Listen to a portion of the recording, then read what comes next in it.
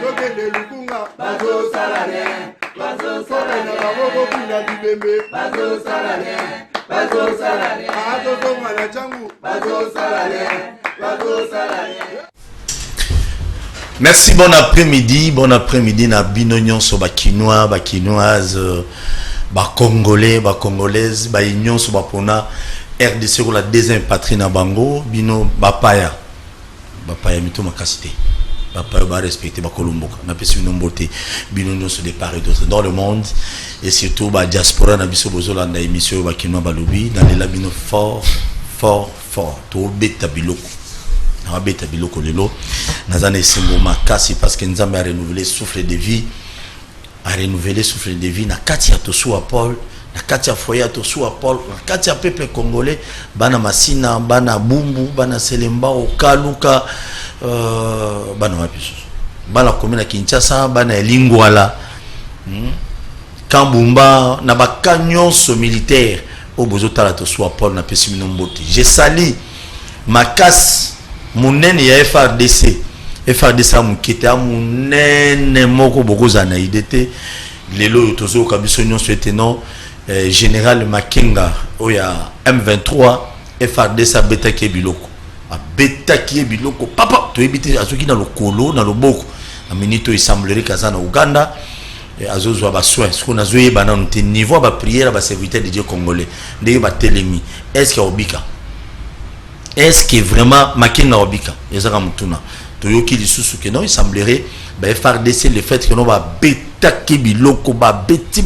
tête butu deuxième numéro 2 à M23 on dirait à Koufi tozela je crois ti lobby na tongo tokozo précision que non to eba effectivement à Koufi to Koufité so à Koufi biso peuple congolais to pesa nzama na biso merci parce que azali ennemi il est bazali parmi batu o ba lokel que non ba congolais ba kufa ko la ba mbinzo ko la ba ngungi na est ce qui est anormal alors ben individu mi ba le wana so ba kufa bon nzambe ayibika comment juger les bango mais ba bomi quand même ba congolais bilé toyoki lisusu na magazine moko mag zoté qui ambassadeur ya Rwanda Vincent Karega tout la busia sasa point aboy ko legela na njila bio bana masina ba mona ngai oboy kini yemo ami kimeli yemo braza c'est sûr certain que na mbona ba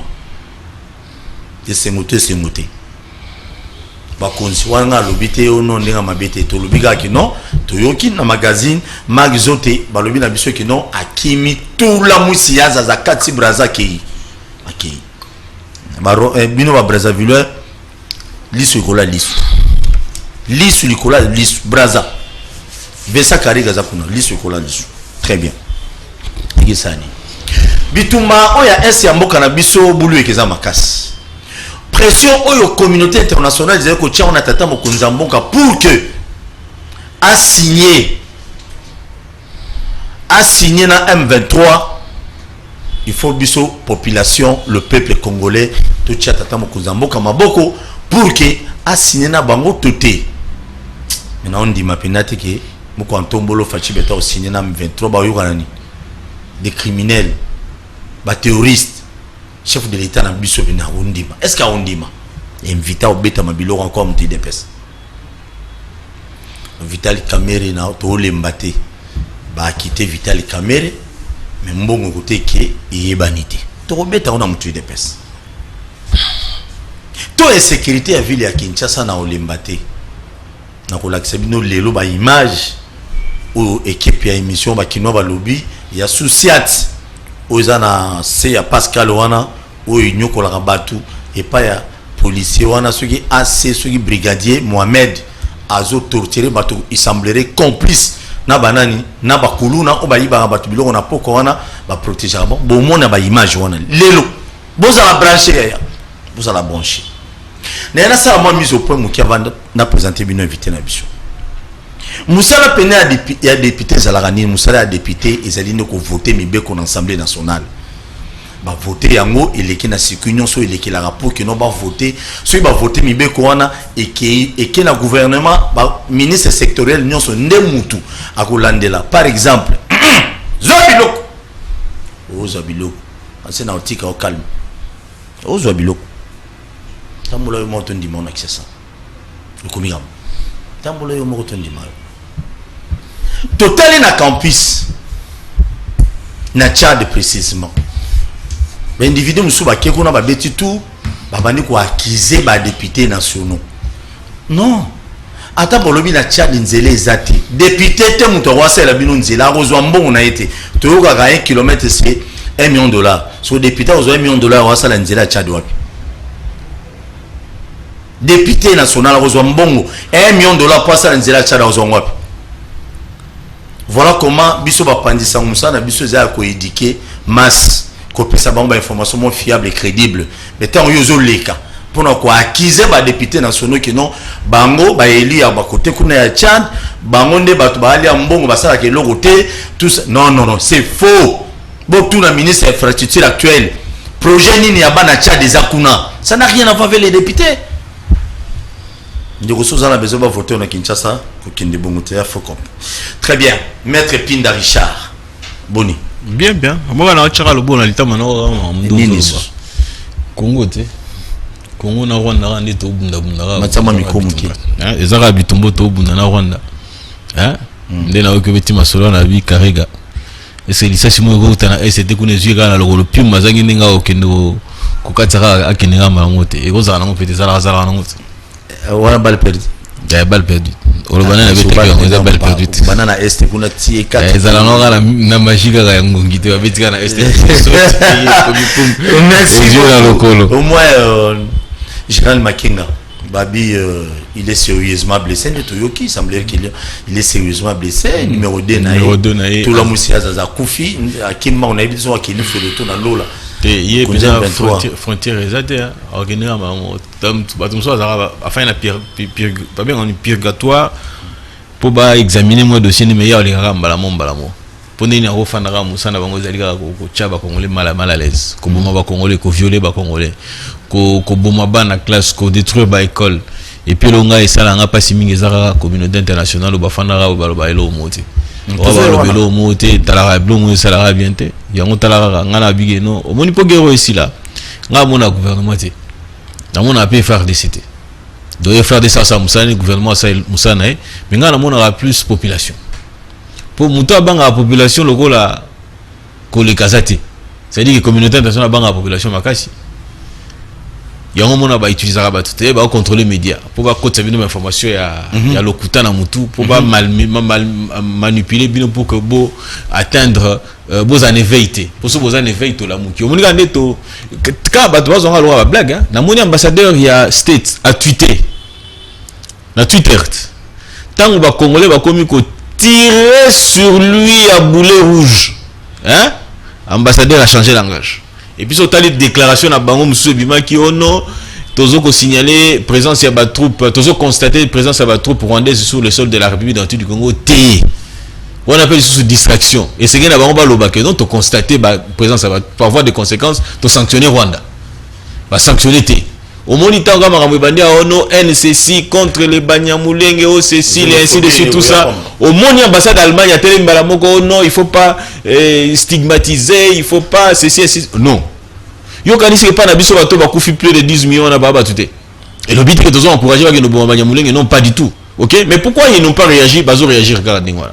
Ils ont l'accès suffisance que communauté internationale baza bateau bazo sala ba liga ine za randi. On appelle ce exemple mususu.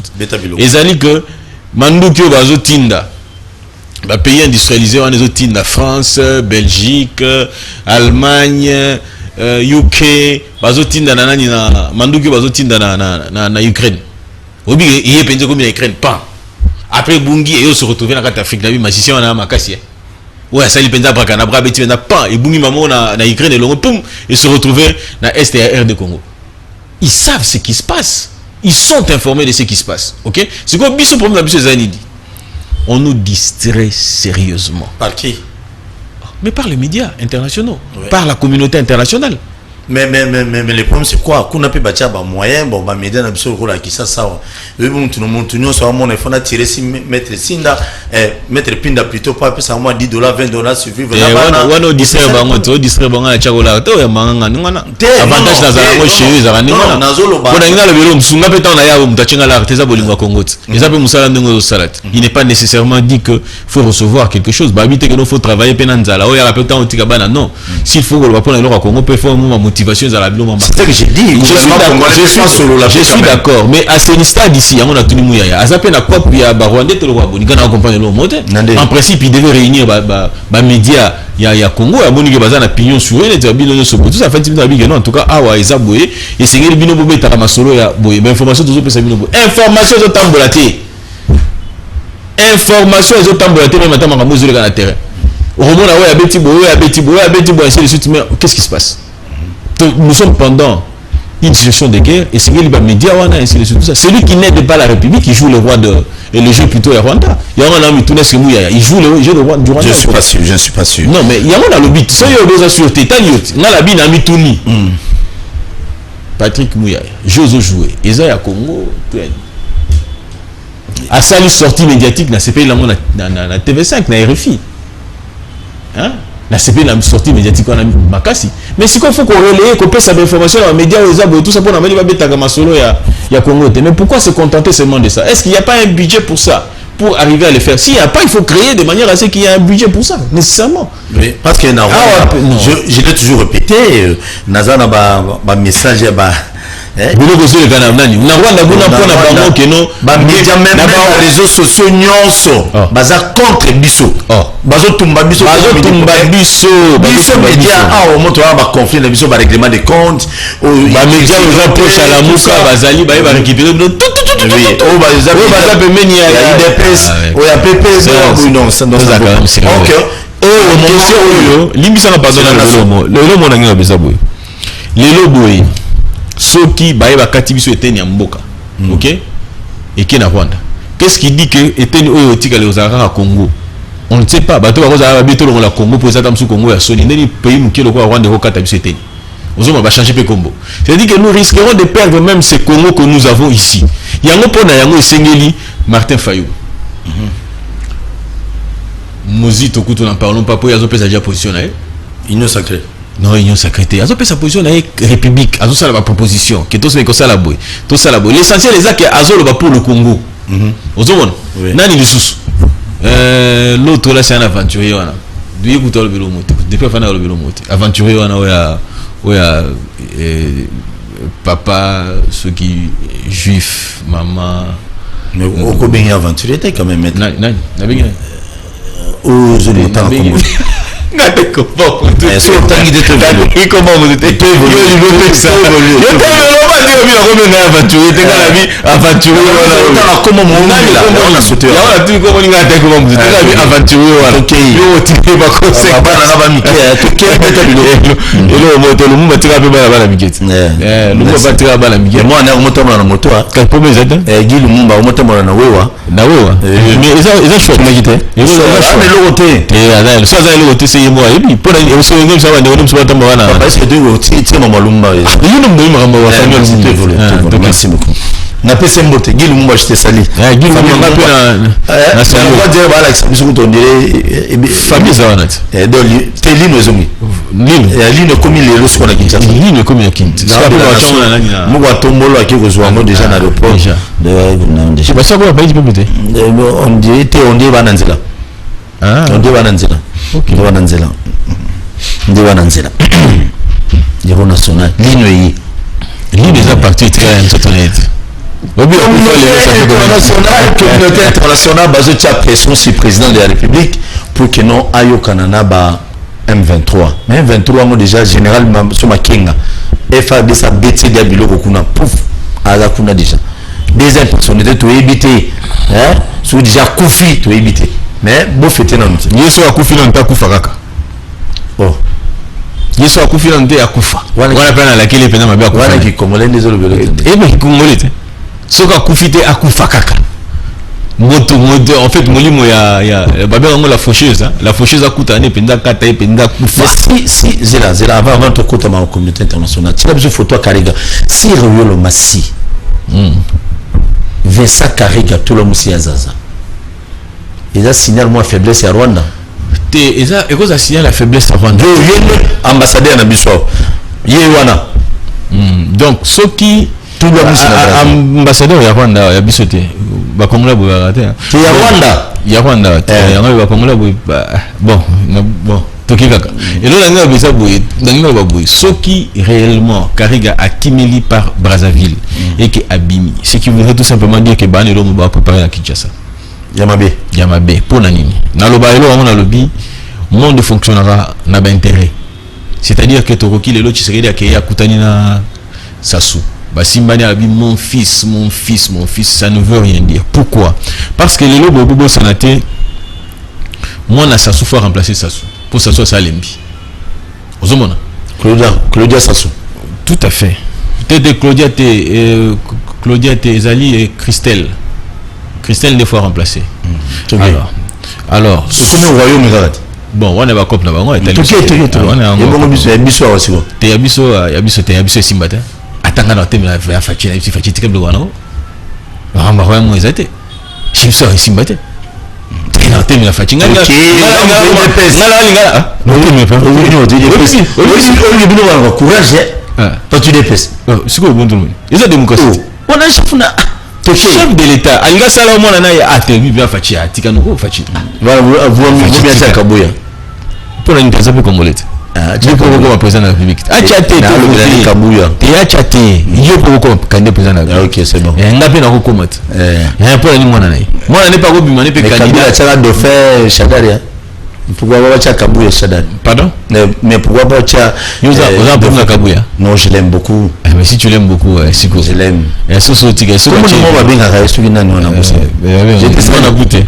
Mon abouté. On va la traverser rare. Yes, c'est la première qui est africain.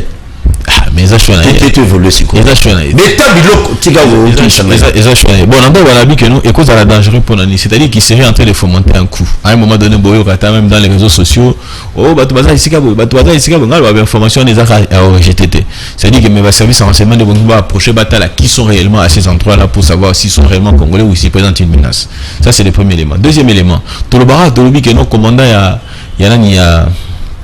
il y a ceux qui unième région militaire aux Arana Bakongo na qui tourne en Ezara type moro on dirait que on dirait ça n'est Rwandais sur le marque ceux qui Rwandais ainsi de suite. Alors Kagame a quitté Gena Brazzaville a signé accord. Ozomona Milo voya na ngokuna na bato ya na ngokuna boyebité. Ozomona puisque Congo Brazzaville c'est un état souverain. Alors Christelle a Rosalinga remplacé voyez bien type on a le roi dictature et dans mbobani moye basa on solo ya sonné ni amwesate. Siko Christelle, pour être comme président de la République, elle a pour ça dans le soutien, il y a Occident. En l'occurrence, France. Il y a bien Occident, dans le bas, la France, ça va se prononcer, dépend de l'agression. C'est-à-dire que le rôle va retenir sommet, il y a francophonie, assemblée générale, il y a été à francophonie, na Kigali, ok? Et des causes à la paix que nous, on a qu'à signaler la France, bon, tika, côte ça, ceux qui ont l'ingénieur côte à travers, il y a côte à Naïgak. Pour la ligne Kariga qui m'a Brazzaville. À quoi bima pas côté na muto ka banaliser à kia continuer pour limite. Bah aussi me peine aéroporter. Pourquoi passer dans une diplomatique à quand tu as avion qui? Qu'est-ce qu'il serait en train de préparer là-bas? Moi je pense même que tant aux zonga et c'est qu'il va service à renseignement télé c'est pas connaître qu'est-ce qui se passe. D'où il vient qu'est-ce qu'il vient de faire là-bas ou carrément questionner puisque c'est tout à fait normal le Rwanda le ferait. Aux hommes alors s'il va dans cette logique là, bah c'est pelé écoute au mon avis tant bamapinga babimi batamboli na kini osentir que nous mibali bamwana batamboli vidéo mozali mibali batamboli pour l'accès que nous sommes prêts à tout. C'est-à-dire que nous allons prêts à défendre patrie au prix de notre sang. Ça, je m'en suis réjoui. Ça, vraiment, je m'en suis réjoui. Pourquoi? Parce que nous parlons de la République et puis réaction est tout à fait normale. Alors, c'est pour dire tout simplement que Talab Ibali n'est pas tambola. C'est-à-dire le nouveau santé. Oyo, Oyo, normal.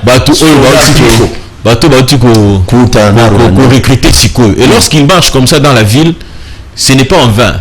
pour ceux qui va tamboli boizali pe pona ba bengo en fait ko dissuader bato nyonso baza mal intentionné bato nyonso baza mal intentionné ils doivent se dire que non bato akase que non tant tinda na c'est tika la koto tika vide non il y a des hommes et des femmes qui sont disposés à pouvoir défendre au prix de leur vie comment dire capital il y a un moment quand on va tambola calme comme si de rien n'était au moins abeti tour à quel côté on a tant bien qu'un aéroport voilà il est calme. Pourquoi? Parce qu'il croit au FRDC, il croit à ces hommes et femmes de valeurs qui vont défendre valablement la République démocratique du Congo.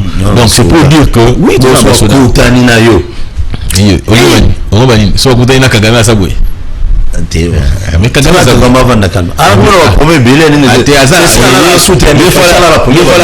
je me réjouis encore d'une chose. Je me dis, dernièrement ici j'ai appris qu'il y avait des mouvements de troupes rwandaises à la frontière, il y a RD Congo. Bazonga bakota tsubu baya na appui na Rwanda. Mungai na sepela ngaka. Baya ra ningana. Ba mukete. C'est-à-dire que tant baya ningana tozo beta bango tozo réduire force na bango ya défense. C'est-à-dire que pour marcher sur Kigali, ça ne nous coûtera pas grand-chose. Ça ne nous coûtera pas beaucoup de choses. Baya kopekisa biso te na communauté internationale. On a beaucoup de Rwanda te. Tokoko ta Rwanda. Très bien. Qu'est-ce que pour la yango? Oui, pour la communauté internationale tata mukona mboka pression, il faut ka signer ba accord na M23 les criminels, les terroristes. Non,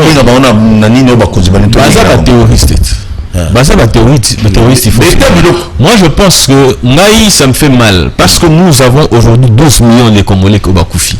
Quel est l'apport de la communauté internationale? Est-ce que eux qui va condamner à Rwanda, tout va sanctionner Rwanda? Il y a des rapports qui sont établis par eux-mêmes. Quand je dis eux-mêmes, c'est-à-dire que l'ONU a établi des rapports pour eux autres qui sa responsabilité, il y a Kagame.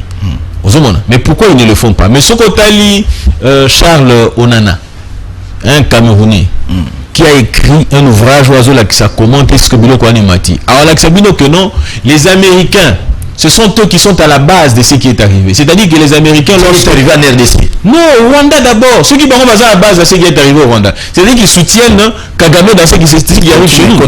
Alors, Balobi, oui, comment dire, Charles Onana, tu vas retrouver un peu la carte Internet. Internet, ce qu'on a Charles Onana, et c'est que vous doit Congolais Charles Onana, botali sur d'accord de le italien, comme suppose que aux UPK au Tchèque, vous avez 36 minutes, 35 minutes, vous avez d'abord bon, on se rend compte que nous que nous avons l'accès directeur du programme avec donc balancer comme ça libre.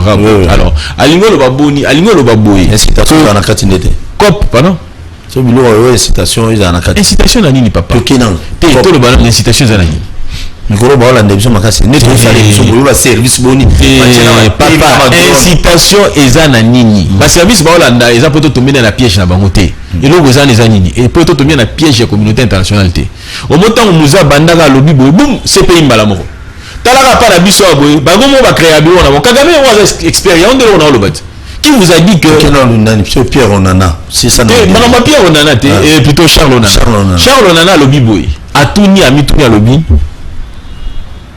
qui a réellement tiré sur l'avion de Museveni? Mais c'est Kagame. Président Abiyarimana. Alors qui a réellement tiré sur l'avion il y a Abiyarimana? Mais ils ont dit Kagame. Pour le ballon, ils ont coupé tirer sur l'avion il y a Abiyarimana. Mais tout le monde est tombé solo. Tout le monde a tiré l'avion pour bâtir Kagame à recevoir pouvoir. Ils ont raté. À qui profitent les crimes? Mais dans le moto, c'est le moto le logo a remplacé na Kitwana. Même moto qu'on peut estimer qu'il y a à la base, il y a assassinat, il y a Biarimana wana. On ne peut pas prétendre que Ezali Moutoussous que Kagame. Ça c'est d'abord un premier élément. Deuxième élément. Tant que Kagame avait Takuna wana Akimisi Bambila nanani na Akimisi Bambila Bengani Bambila ba na Congo ba Hutu ba FDLR ainsi de suite ba na Congo ainsi de suite tout ça, OK? Armée américaine ou ezalaki na Uganda batinda ba troupe pour ba sécuriser Kagame et puis ceux qui ba kimaki ba bazongi pour bunda na bon. Donc ce qui démontre à suffisance qu'à partir de ça, il y a quelque chose qui s'est passé. Tangi peu biloko mingo les caras sur les nets sur tout ça, tu vas te rendre compte que non, même sur les déplacements, il y a Bill Clinton pour le Rwanda toujours en gauche sur roche. Aux hommes de la suffisance que non, banama et banakatuana. Tout que les tout le batté. Tu dis que non que na Rwanda wana une entreprise belge ils allaient installer implanter personne pour son minerai ou dans Congo. Donc c'est pour dire à suffisance que ce soit les Belges, que ce soit les Allemands. D'ailleurs, quand on a bandi au bazo ko sala NCC NC là na moni la ambassade il y a Allemagne il réagit. Oh non, NCC NC là. Na c'est pas les Congolais. Les Congolais ils sont fantastiques. Nous les Congolais là, on est fantastiques. Bah attaquer à tous ces coups tout est. Bah attaquer à tous ces coups tout est. Pour nous relaxer, c'est que hypocrisie aux salles n'est pas montée. Alors solution la bureau nous doit connaître na mboko boy. Et ça gouvernement té. Gouvernement joue un rôle à subir la pression quand on subir voilà. Mais pour changer, il faut que la population a tellement. Population a tellement pour que les chefs de l'État a signé par contre M23 té. Pour la pression. On a pas fait illustration, on a fait ça illustration morokaka. Mais coloper par marche à soutien FARDC qui est beleza pas mieux pression. C'est la pression mais il faut qu'il y ait na FARDC. C'était cause appelé même monte que pe l'ambassade à state de ticket ba on te mit tout la blague dans to c'est pas on souhaiter. Mais bino il soit pour ce to messani. Mais bino il dépasse pour aux idée on. Mais tout ça idée on. Dernièrement ici c'est le président cellulaire Azalaki là. Et ça pour bien de pester. Arrêtez de dire ça. Il faut que vous soyez journaliste. Il faut que vous soyez commis au Bénin de Simena Bogoto Kéit. Et ça pour moi IDPS. Le Congo n'appartient pas à l'UDPS. Ceux qui vous demandent à l'UDPS, ils disent que non, le Congo leur appartient à eux seuls. C'est faux. Le Congo appartient à tout le monde. C'est-à-dire on a Yo, Ngaï, Martin Fayoulou, Mozito, Tshisekedi, Bisotou, na sauté la Tumsusu. Faut t'en aller au taper na Katina Kabila. Ah bon, nous t'en allons. Yo Mozito, on t'en allons liota, mais on t'en a Kabila. Ah ok, c'est bon. Tu évolues, c'est bon. Donc il y a des choses qu'on peut n'entendre Kabila. T'es tout quel le coup de c'est-à-dire que c'est l'affaire il y a biso ce bonito télémandé na nzela. Tout tika hypocrisie aux salema. Tala kutuneti Milatro nani comment on est son nani Milatro autour de la TV5 comment on est son nani comment on est son nani Milatro Azarapa ya Milatro mususo nani Milatro mususo Azarapa Milatro mususo bona attends comment c'est pas possible non attends Olivier Kamitato batuli ba biso toza agressé abeti munoko yazomo mais oui il faut suivre cet extrait là batuli biso toza agressé abeti munoko batuli solution za nini oh non Moïse Katumbi a prévoyé qu'il faut négocier avec et discuter avec les autres dialoguer ainsi de suite mais Abalouki a dit oh non Tshisekedi ne doit pas négocier la force mais au juste qu'est-ce qui se passe là il y a la confusion terrible ceux qui va confusion no yogi on pose au sanza pourquoi quand tu dis bakanga wa bio malembe zo mama yo meli mama ekiti peut-être bando bi no bateau mais tozo zela Moïse Katumbi aloba tozo zela cardinal Ambongo tata cardinal aloba kalate aloba nini aloba te on attend voici ça va être sur la fronde bandolo est-ce que boy marche le papa cardinal et bonheur ça ils allient soutien à FRDC na bengi pe l'église nyonso catholique kakate ba église nyonso ezali na mboko o église de réveil o église musulmane ainsi de suite tout ça c'est l'occasion unie comme un seul homme au memi biso ti niveau na liboso ba ambassade il y a France il y a États-Unis il y a Grande-Bretagne il y a Belgique il y a Russie il y a Chine on en a marre. Ceux qui veulent nous aider, ba peser dans le Conseil de sécurité de manière à ce qu'ils va condamner Rwanda, de manière à ce qu'ils va sanctionner Rwanda. Puisqu'ils ne foutent rien. En quoi nous sommes partenaires privilégiés dans les États-Unis par exemple, du moment où on va aider sauter. Ce sont nos partenaires privilégiés. D'ailleurs, ils pouvoir que Bissot n'a pas toujours partenaire à Kitoko. Tant l'Ukraine a su après Bissot de voter contre la Russie. Mais en quoi les États-Unis d'Amérique nous aident réellement? En quoi bazo aider biso na nini kongomani bazo aider biso na nini yango ba pasteur batiko distraire biso pourquoi communauté internationale basalaka pression na Kadhafi te na Ben Laden te pour na ba comme souté je trouve un peu bizarre et donc en fait na moni ngolingo lobobi pour la nini communauté internationale ba négocier les États-Unis n'ont pas négocié avec Ben Laden. La France n'a pas négocié avec Kadhafi ainsi de suite. Considérez les terroristes, les bandits, Irak ainsi de suite tout ça. Aujourd'hui, qui va imposer biso to négocier na nani négocier na nani communiste nani na ba M23. En tout cas congolais et singeli ko boya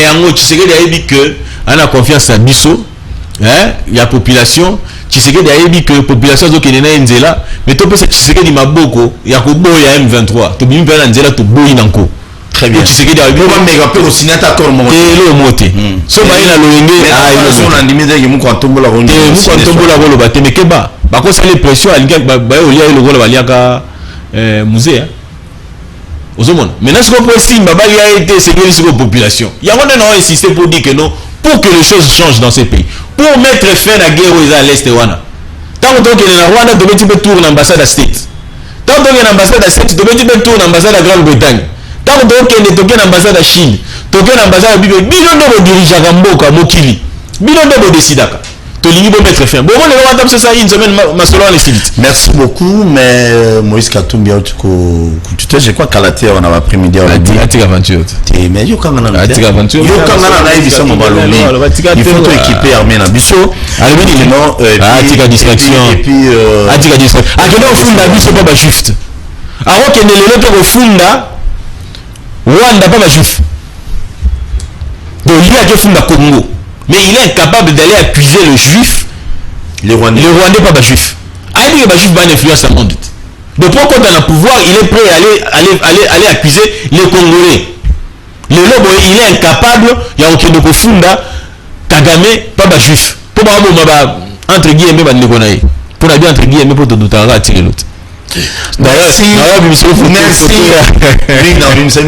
Paul Kagame le bina émission le bina Paul Kagame tena ba vidéo o makambo ya entre guillemets na temps abanota na notre classe na bia Paul Kagame et paninga mama Moïse Katumbi nazo rappeler que bana na ba miki pour ça l'émission Moïse akuf et ce qui Moïse Lumumba akufa bana ba bana miki merci beaucoup nazo pesa ba base belé bolanda to soit pour surtout na 10e na 10e au kota wana bacha écran mon tous les combattants IDPS valanda zopi loko na pesi wa mbote posa mte IDPS bana te na pesi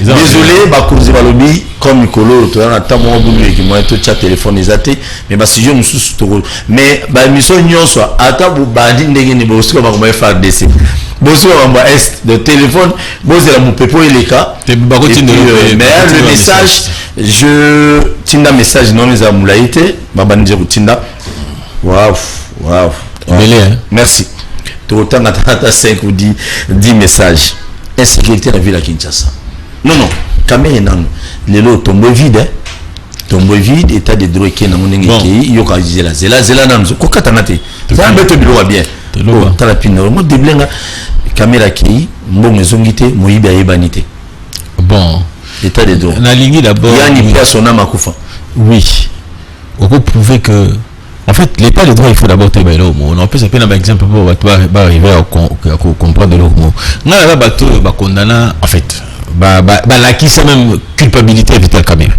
c'est-à-dire que pour nangai né na zabu maître Champinda na ndenge na tanga ki eloko na combina ngona eloko boye avocat praticien de droit na moi que non Vital Kamerhe azali coupable mais na lobaka il faut te distinguer vérité misato vérité ou ba bengi vérité juridique, c'est-à-dire que ma position de doctrinale tout ça et tout ça n'a pas sa réflexion on a bien réflexion on a isabo na moni se fondant sur tel élément se fondant sur tel autre élément moi na mai azali comment dire coupable tout ça la vérité monsieur to bengi vérité sociologique on est alini au monde la société ninga bimara na moyibi mais dans la vérité moko ya suka o ekata biso tout c'est-à-dire vérité judiciaire les loboyé Toboni babani na premier degré ba condamné, na deuxième degré ba condamné, OK, na troisième ba condamné ba réduire kutu na peine. Toké na cour de cassation akati eloko wana azongisi. État de droit ezali pe droit ya mutu loko ya Vital Kamerhe na ba avocat na ba luka faille na système. Ba luka irrégularité ba relever yango pour relaxer que non mutu na biso aza innocent. Osomona c'est-à-dire qu'à ce jour, le cour a lobby qu'il y a insuffisance de preuves, ok? Mais écoutez, c'est aussi un état de droit. L'état de droit est non. L'état de droit est que avocat, basala musala na bango baluka faiblesse. Dans personne d'illustration moko boy, okomona tout ça. Au moins une maladie, en fait, des maladies, je crois. On va bien à somnambulisme. Moutako kozala la liboy, lobi à la munki, au moins au lali na nanda kuna. Hein? na quoi na biso c'est to zakana wana olongo kuna olamu to zakana c'est to fanda côté na to linga na ba c'est to fanda côté no te yango basina lo bate eta biloko na mungu na lobi olai na kuna bino siko zala kuna na tongo oyola mukabo ozala na bureau na yo ozomona na komi en ndenge ni ozo tourna est-ce que na melaki masanga toni ndenge na komi abo tout ça mususa ko zala la liboye abimi so azo bo mutu atambora lo wa zombi mo atambola bien bato ba mona ainsi oya ki api yango bo tout ça ba benga ba ta hakene na ye ozomona mais lobby na tongo ayala muki na mbetu bo akuteza na makila na nzoto mususa ko la mukapeka gabuka ndenge na somnambulisme aye azui aya koti ba voisin moni muta la li place na tubi ba beli no bani no tikanga na loba na ebelo na loba atubi ba beli butu atubi mutu ana akufi baye bakangi ba memie pas juge tant ba memie pas juge OK mutu ana société moni que asaliboni société moni asaliboni abomi mutu mais so ba memie pas juge OK juge à kotala à apprécier alobi lokola muntu wana azala ko sala somnambulisme benga ngo étant voisin ya démence azala ko jouer na ba faculté na été moyeba condamné ezate société loloba muntu wana abumaki ozomona ngala loloba ba trouver les ba circonstances atténuantes ba cause d'exonération ozomona juge akoba habité lokola zaki ngwana oleba kanga ite batindi l'hôpital pour ba soigner ozomona c'est-à-dire que lecture de la société lecture juridique ya ba doctrinaire loko abiso boy la lecture judiciaire eza eloko mokote ekoki kokokana mais ezali pas nécessairement eloko moko motuna ya motu opeso lobi mbongo est-ce que zongi te mais lokola bango banda loka ba bimali banda pour continuer boulot merci c'est-à-dire que va continuer construire ba maison préfabriquée pour que lokola libanda ba tongelo kwana donc mbongo bungite merci et puis si vous avez gagné peu dans la tu as 36 millions de dollars où il y a Témence Vega a payé caution et bah donc c'est un moteur aux hommes Mouima le roi est déjà si là la déjà si l'icône de ces kinda déjà si et l'homme de l'icône de Tikana Kanima comment peut le sauter l'état de droit non mais c'est ça en fait l'état de droit oui merci l'état de droit c'est le respect des règles. Merci. Et au moins généralement on doit se servir de ces règles là pour obtenir gain de cause. Si les avocats se sont servis des règles dans un état de droit pour obtenir gain de cause, c'est tout à fait normal. Merci beaucoup Naïbet Bozali et Belé Bosala message. Bosala message et je vous promets demain matin vous allez na plateau moko pesimbo boyi donc donc lobby troyamba 10 heures à lobby 100 000 comme avant vous avez lance roquette maintenant ma loba pouf Kagame kao debout très bien est-ce que vous semblez un jour Paul Kagame bela sérieusement ton coup azar maladie fite perdre la déjà maladie fite non il Kagame azar maladie il semblerait qu'il a maladie déjà yo mona montaire à ta santé te pinda ta mo pinda vous pouvez voir azar mo quand même continue à pouvoir ayo mo munene utanka rubero yo monsus tena utanga yo petit uzarabo ite quand même oh nana rwande est-ce que vous m'avez rendu merci dans le but la sécurité la ville à Kinshasa c'est là merci nous avons avancé ça lobby nano c'est est-ce que yo ce tango yo tango bendi ube wana pour le big no ube azawande mais Kabila peut-être banana pouvoir ça là je te comprends moi la main déjà kotaka pouvoir azawanda nazui biloko merci beaucoup yo mizueli biloko yo moko insécurité la ville à Kinshasa to lembango te tout ça la vidéo mo mais na ko diffuser en côté bakuluna na bumbu bakati policier na mutu policier mo obi asimi mutu boy akindinde tin hôpital maître Pinda cause insécurité à Kinshasa nana ole mabe mission nous ça 10 minutes et na obeta rabilo pourquoi parce que ça fait mal OK to ya kuluna na Kinshasa n'en parlons même pas et puis baba teti ba petiam to moment bitumba na ba rwandais bino woti ya kuluna te bo bulene biso ba te bele boto banga bino kuluna ba rwandais ko to banga bangote M23 to banga bangote e bo ga bino kuluna tama mbalo ni banga mamuté to rééquipe bino na makasi kuluna armée so armée ana butina bana ma province so assisi formation province butina dana otu wele ngima genulia suninyo ba photo ba la kisabiso wana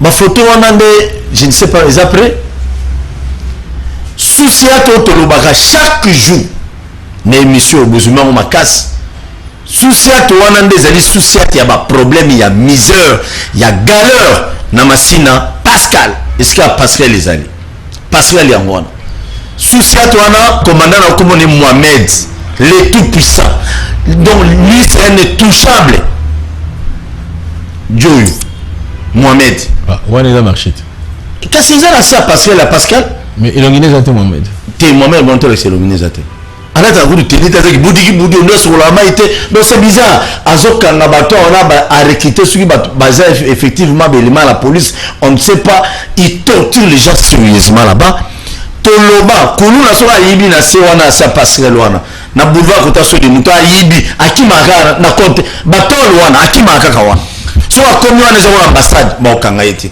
mais je me pose des questions. Mohamed, il semblerait qu'il est un brigadier. Mais comment un brigadier peut faire des choses comme ça? Il est protégé par qui? Oh, président politique. Je ne suis pas ça. Je ne suis pas sûr que non politique peut content. Député Monta Rosa Sima policier. Oh, toi Rosa n'a jamais Sima ma bêtise. Je ne suis pas sûr. C'est ça. Mais ça qui me fait mal aujourd'hui. Depuis que j'ai dénoncé Mohamed Bassim Maraïté, Baboma Souci à toi Nati. Et pas de sous la liste. Beta biloko étape monsieur ezali ndenge zo salema boye omokando le buanat bomso zula ngape to salimemo to sali pe marche to bandi ati na ministère intérieur to biso to bigi no talent sécurité Asilo vice-premier ministre intérieur pour ton information akanga kelo aïsi ba on a mon soutenir mais ça a biso za la décision ya ministre intérieur non kinara ayoka tracasser to lo bana ba télévision vice-premier ministre intérieur, c'est sûr certain batuné ba iba muna loba. Il était descendu qui TV tronabi. C'est quoi papa kuluna ba kanabi so ba. Non, il faut faire mieux que ça. C'est-à-dire que moi même moi type on ndinga zana to récupérer hein? To en fait to sali même to commis peut plainte contre yé toki. Ba biso nsoto ya to tellement rat. Vous biso to toki devant le cours des tribunaux. Donc état de droit ya ngwana. C'est-à-dire que son monnaie logo ils ont respecté. Ça me dit là ça protéger pas mon consommation boui sur semble le solo. Lelo na ye na komi na Willery.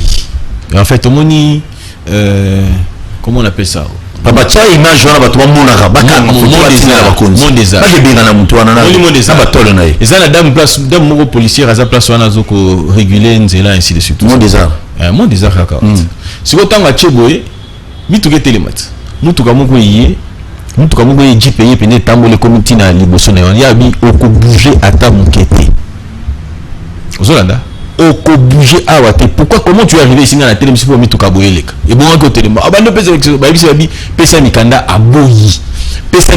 aboyi na ye pene na policier na bisi policier chamba sous place wa chamba a bouger ati ngamoko je vu ce qui s'est passé si photo keniti na poste à la police au Kenya na na poste à la police voilà bah c'est abaluki alobinanga mais na yebi la bi papa ko banga ezelo côté bazo bisa ba bi pesa mokanda na ochape mutuka no pemeni so boya ponani au policier tracasserie oui mais tracasserie bino moko bozo respecter la barre de mais vous plaignez seulement de tracasserie vous voyez moi si la zaki pemeni na su téléphone abando benga colonel abeli colonel apesi policier na su na policier au mon colonel habita colonel tika blo nwana mutu asali mbeba oyo zo salisa trafic yo ko le téléphone colonel a kati téléphone. Nous devons arriver d'abord à changer les mentalités. Toujours le changement, les mentalités n'a besoin de suivre changement. Nous faisons des choses qui ne correspondent pas à ce que nous voulons avoir. Moi-même les Mengazawana, nous avons aussi la responsabilité de faire des à la place où on a tobiné to bouger. Les gens qui sont sur la chaîne de malgré chaîne les réseaux sociaux ici suffit amplement pour message et tambola. Les gens qui ont sont Tshisekedi Diakoya. Les gens qui sont ministre intérieur Diakoya. Les gens qui sont Kassonga Diakoya. Au moins que cette affaire là va cesser. Comment est-ce qu'on peut avoir quelqu'un qui est censé sécuriser les gens mais il y a même des gens créer insécurité. Et puis l'homme sous dans le bara quand tous ça la ligne on a et que tous bouger c'est-à-dire que tous ont participé à la criminalité on a. Il faut agir. Aux hommes ministre intérieur a l'équipe on a bateau il va exécuter le roi va exécuter mais il faut continuer à faire pression sur le terrain pour que les choses changent. La police est censée nous sécuriser, mais lorsque la police viole ces principes là, nous-mêmes en tant que population nous devons agir. Raison pour laquelle j'ai dit la solution mingi oya na mboko ceux qui biso moto s'impliquer nango. La solution mingi et oya na mboka ceux qui biso s'impliquer, c'est-à-dire que biso doit conscience, tous s'organiser dans des sociétés pour dire que non pas ça au boy. Au moment là que la solution oya. Très bien. Le monsieur qui continue là, il traîne tel qu'il traîne encore là-bas, parce qu'on le laisse faire. Population a le droit à ça la mimo. À qui a tiré le ministre intérieur. Ministre intérieur a beaucoup de choses. C'est ça comme ça la démocratie a comme ça Istanbul. Donc on dit que non, américain va comment la démocratie va la comme démocratie. Il y a eu des efforts qui ont été fournis, il y a des droits civiques qui ont été réclamés ça et là pour en arriver au résultat qu'il y a. Merci beaucoup. Maître Pinda de Loba Kabane. Ah, et si. Oui, Kassiko. Il y a un programme. Il y a un programme. Il y a un programme. Bon, il y a ceux des alliés congolais tous à la mobilisés. Oui. Comme un seul homme derrière le président de la République, Martin Fayoulou. Moïse Katumbi. Ah, la sauté. Martin Fayoulou. Moïse Katumbi. Ou en Italie. Vital Kamere. VK, Union secrète. Jean-Pierre Bemba. Nani Soussou, Ngamoko na yo, biso tout aux ala biso congolais de manière générale, tous à la derrière Mokonzamboka, derrière PFRDC pour que le résultat y a malamu et mona. Na sengi pe na cardinal Mbongo aloba, to muni pas comme baba. Aloba te benga ino benga batum Soussou. Yo ke le benga cardinal Mbongo yati. Na sengi pe la église union se réveille. Olé a ko distraire bato to que nous sambela nani na stade to sambela bambila te. Tout téléma biso tout qui est devant l'ambassade de la state tout le que non papa ndenge ni bino bolobaka te bino ndeko dirigeaka monde to qui ambassade de France ndenge ni tolobaka te biso ndeko dirigeaka monde to qui ambassade de Chine to qui ambassade de Russie to qui ambassade de biso ngo memo na biso yango to lingi solution et monana na même si bino ça ne fera pas 2-3 jours makambo za na estonné aussi là. Merci beaucoup. Que la paix, la grâce de notre Seigneur Jésus-Christ soit avec vous. Nous merci. Batunion sur vos guités en Kolanda Biso. Vos abonnez massivement à la chaîne sur YouTube. Bakino Balobi TV. Émission de lundi à vendredi. Na 10h juste, na 16h juste. Rediffusion à 21h. Moi, je vous aime bien. Et là, on a aussi un qui touye bateau ça la part. Yamakambo. Tout ça va panzi sambo. Tout ça libori. Touye barelo ni tout ça là. Et ça a été que non, pour les journalistes, il faut toujours motiver à $10, $20. Ce que j'ai fait aujourd'hui, motivation pour moi. Je suis motivé, je suis un nationaliste. Non, pour la Congo, pour la Fatih, je l'ai dit Fatih parce que c'est lui mon président de la République. C'est bien. Tu fais la guerre à 18 ans, il y aura des agité. Même à Tabakoulou, on a vu que c'est une solution madame.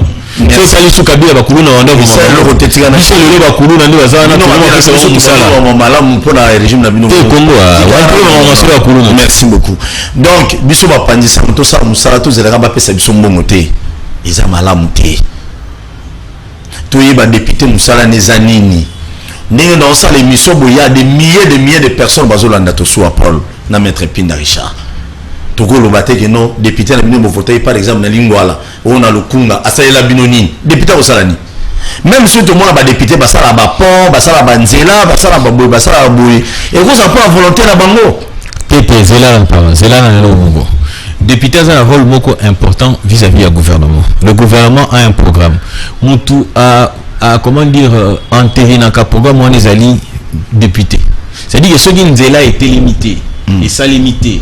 Ceux qui mouillent de monanité, ceux qui courent sa limité, il faut que les députés interpellent les membres du gouvernement. Mais quelles sont les blagues que nous avons ici chez nous par exemple? Les députés ne font pas leur travail. Ça, il faut qu'on se le dise en tout cas. Ah oui, hein? Non, ça, il faut qu'on se le dise, que les députés ne font pas leur travail. Je vous prends par exemple...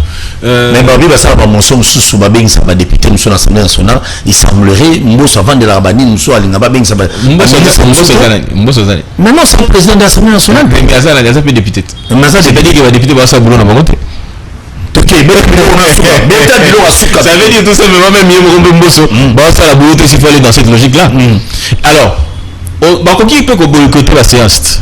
Bakoki koyoka na pe basali une action. Il y a mille et une façons à ça en sorte que, mais ils sortent même pas pour nous dire que nous avons fait ceci, nous avons fait cela. Non, pas du tout. Merci. C'est pour dire tout simplement que dire tout simplement que c'est une plate tournante. Biso de si pouvoir la député. Député a entériné gouvernement et puis a investi plutôt gouvernement. Et puis a adopté le programme du gouvernement. Député a la responsabilité de contrôler bango logo la biso de contrôler population et toujours contrôler biso peuple de contrôler député. Vous avez il y a un peu comme ça dans ce suka congolais yo senga makasi congolais demander au vous donner au moni la bande wala congolais za boye les lorsque tu vas député toujours les boye za cause na biso. Le parlement, le gouvernement, c'est la suite logique de la qualité à un député au biso toponaki. Vous avez lobby ba élection ezali. Tant que ba élection ane koya, et c'est la biso toto pona mutu po apesa ki 1 franc. To sengeli na yo toto pona mutu po a bima bino te. Tant que ba candidat député bazo ba bisa yo akosala la yo nini. C'est ça le contrat vis-à-vis la bango. Vous t'as reçu 2000 potentiels. Bon voter bi voter bozomona yebisa ye akosala nini makanisi nini aza na yango pona accompagner na yango mokonzi ya mboka makanisi nini aza na yango image nini vision nini aza na yango pona Congo ya lobby ono ngala kotongelo po lokuta musala na ete mais ngai na kosala mobeko oyo ekosala ke ministre ya infrastructure atonga po ya malamu wana lobby bosolo ozomona ngala kosala mobeko oyo ekosala que congolais nyonso émission katani congolais nyonso de 12 à plutôt qu'est-ce que j'ai dit de 18 ans à 30 ans à cause de service militaire ngai na kosala que soki na podami député na kosala. C'est comme ça qu'il faut dire les choses. Bah on dit ça, on dit ça de la pêche au polo, après soki kofi distraction au monde omoni baba so beta batu film bosuka yemo mi beta film pourquoi parce que population bazo distraire biso na bato ba se présenter pas na biso pour ayibi kino asa yibi aoya siko pour bando somba siko ya muto ya sombaka batu na ba quantité merci au poli député pour asombaki ko tu na ba quantité pas récupérer mbongo na pesa kio mais ce que poli mutu oyo a voté qui peut appeler ça programme on attend le terminer la porte mais papa on le qui bon salité et donc le bien salité qu'est-ce qui se passe après ça explication mais tant on débat député bazongaka na babase na bango bazongaka na babase na bango sacré bo bimi c'est pas candidat wala bo tongo bo fula bango wala elo apemba non mais ba candidat ba liboza ba merci beaucoup merci ça va bien auto critiquer atakala merci vous savez si vous souvenez qu'on a yambaka ndeko moko awa lo ba eloko moko ya mutuya alors ba politicien mboka na biso ba préparaka ba élection pour na bango mais ba préparaka population à 2030 2050 té les politiciens congolais ba préparaka population à 2030 té lobby à congolais té mais ba préparaka ba élection na bango bref to bon na ba polo ba banderole et si la raté na Kinshasa surtout ba député provincial oyo à Kinshasa Béli à Kinshasa ba banderole na ba commune na bango tongo midi pourquoi de avant comme député commune na ba balaba les ara mambe au commis député jamonde pinda otoloba très bien tolobi na émission après midi à lelo général Makenga numéro 1 à M23 ba beta qui est biloko Makenga tu as raisonné chikata moura tuna na beta ba beta ke ba bord na minute azana état critique na Uganda azo ba soin adjoint na Toyoki ndira kufi maître Pinda sepela bia kufi mais ngala o sepela te pour on panzi sango mais a beta maki biloko pour vous dire que non FRDC na biso izo beta bolanda ba on ba média mindele ba lobawa information ba ozo na 1000 fois FRDC na biso ça musala kitoko na est na ba soda solo ba tunda na Rwanda boy yo mulai to le belé sous comment mettre Pina PCP sa solution pression aux communautés internationales ba tcha tata mokonzambo rapport non ba signer ba yokana na M23 mettre Pina lobby ce qui biso population to keye belé to terminer besoin ambassade des États-Unis ya France ya Chine ya Uganda bokindité déjà Rwanda baza suite ba tout la mission surtout ok population bokei pression wana mundela obanga la bi Paul Kagame zonga nao bilisa batu nao ni likanisa pesi ni puis to robeta sur la sécurité to shitaki na likamo tali Mohamed na masina adosa la terreur moko incroyable, il est intouchable en mankarana beaucoup mais ça commune na masina amona yola la petite frère nae OK mettre tout ça kaputo mkolo no musika mettre avocat mais awa ça ganaye donc voilà maramoto lobby na ebeti bosala kebele rendez-vous 21h juste rediffusion na pesi bande ko nyonso bolande biso na Congo Brazzaville na Rutshuru Bunagana bola na biso na YouTube na biso on peut partout na Congo mobimba même moral on vous soutient to vous soutenir bino ti na lifobo ti banoko ba kima ba mutu bazongi patata na bonko et puis to la ni bango na Rwanda et bien ko mususu ko la fati so siliki na c'est que changer pour gouvernement voilà ba ministre ko bolia mbongo ebele bino liboso biso si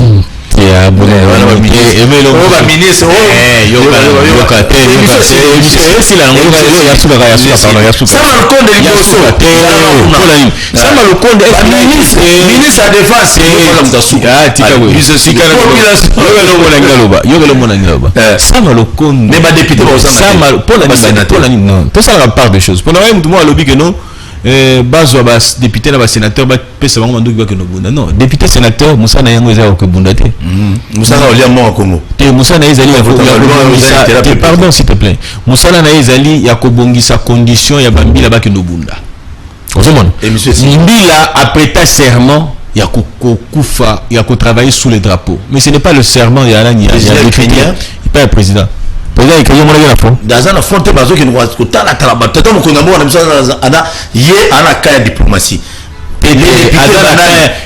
azana kaya président de la République azana kaya mais abeta qui tourne à est Tshisekedi d'abeta tourne à est malgré que collègue na mino souhaita kutuba akino kufa kuna collègue na binot qui monte ouais mais t'as le vœu à que nous sous Tshisekedi qui kufa kuna mawana ndimi penate on a la maîtrise dans monter merci bon s'abonner massivement à la chaîne Biso YouTube même moral tous en bien ensemble Yves Bouya j'étais sali mon cher ami Makamoya a toujours tu es bête non à moment porté au Kobima Nzambe a assisté à mon ayo tozo zela na INPC c'est sûr bah après c'est suite favorable les lots parce que moi ça Bouya a fondé qui ndeko plaignant ouais mobile nae pour te noba qui nous samba on attend je crois bah convoquer je crois lobby c'est pas lobby mercredi jeudi pour te noba samba na moi c'est Yves Bouya et aux bien mais de tous aux zela tous zimeli INPC et ça baka tous INPC et ça ba journaliste merci à tout à l'heure on va tenir